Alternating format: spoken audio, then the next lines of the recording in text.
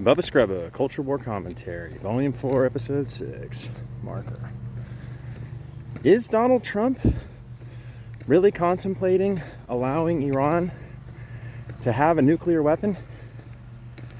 The scuttlebutt this morning is that he is so desperate to get out of this conflict, one that he unnecessarily started, that he is now contemplating basically giving in to all of their demands, one of which is that they are allowed to continue to enrich uranium. And if this is true, this has got to be the biggest taco, the biggest betrayal to not just the American people, but the MAGA movement.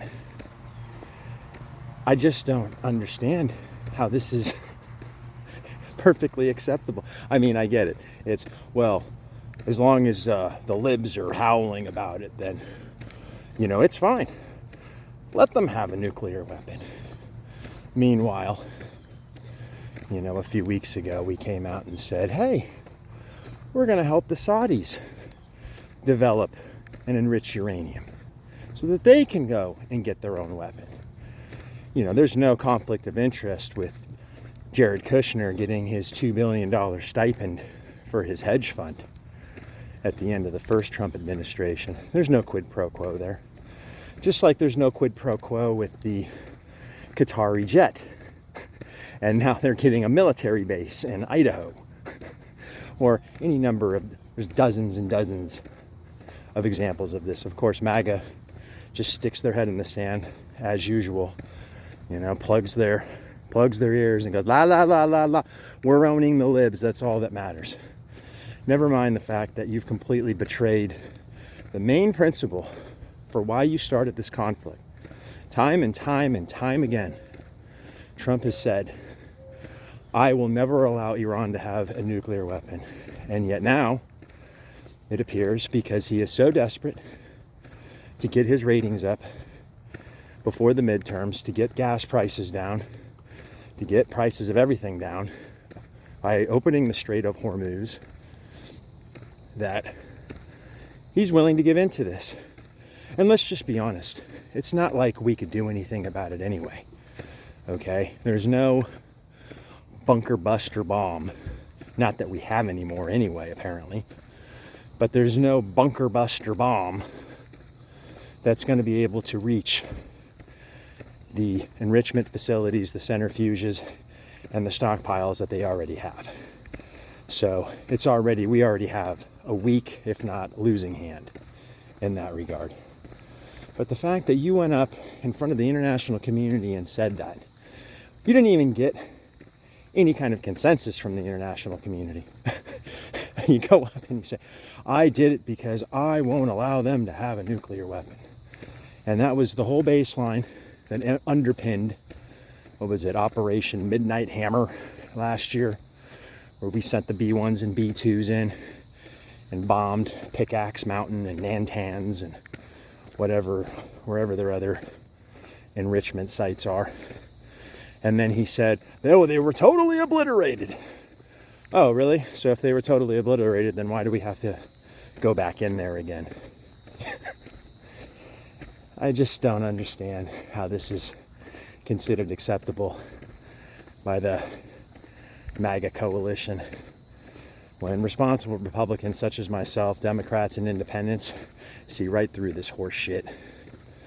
And it begs the question, this is a rhetorical question, of course, what is the real motivation for him to start this thing? Is it that he thought that he would get a boost in the polls because he would be a wartime president?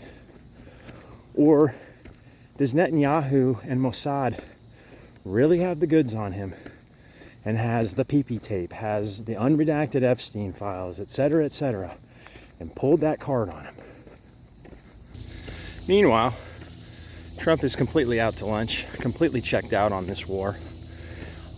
The commander-in-chief has abandoned his post. He's more worried about building monuments to himself, putting his name on buildings, putting his name on currency. He's not running this war. Pete Hegseth is running this war.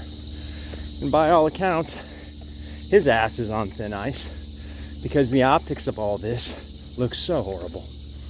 I mean, one, our international prestige has already been degraded because of Trump's first term and especially because of this term. But our military still had somewhat of a preeminent reputation. Not anymore. Most experts have basically agreed that, I don't know if we lost this, but we definitely did not meet whatever objectives we were trying to achieve in this situation.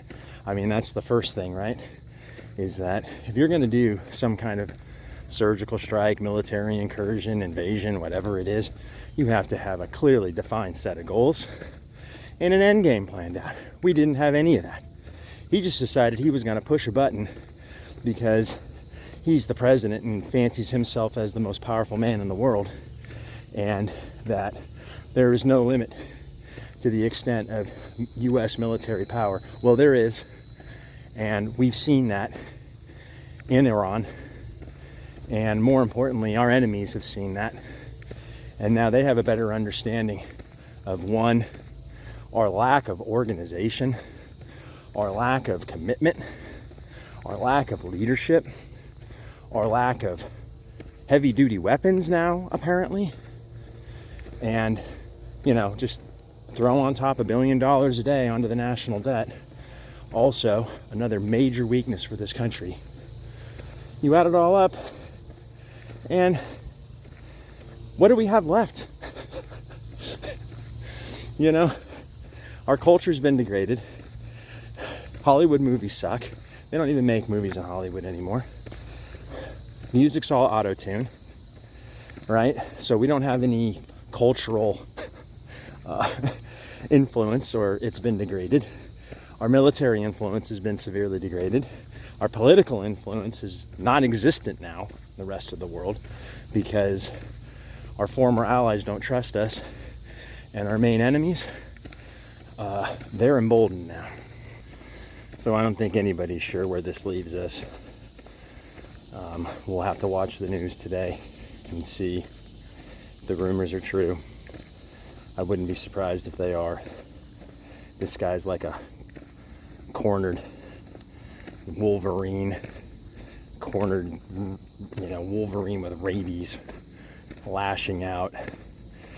And we as a country have to continue to endure this.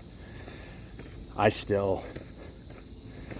cannot and will not forgive the people who voted for this man that allowed this to happen. Otto Penn Biden, a better option. I hate to say it. Even Kamala, a better option. And anybody who knows, from what I've said on previous videos, I can't stand her. I couldn't bring myself to vote for her. I couldn't bring myself to vote for either candidate. But yes, you guys are the reason why we're having to endure this. MAGA coalition, we will not forget. We will not forget what you have subjected this country to. The fact that you thought a former reality show TV host, failed businessman, con artist, was fit to not be elected to president, not once, but twice, just shows you how low IQ and how just easily manipulated the American population really is. And I hate to say it, but we're getting what we deserve. But hopefully there will be a brighter tomorrow. And, maybe there's a candidate out there, maybe a Tallarico, I don't know. I just bought a shirt for my friend who lives in the Austin area. Tallarico is from Round Rock. He's gonna destroy that Ken Paxton in the Senate race. And I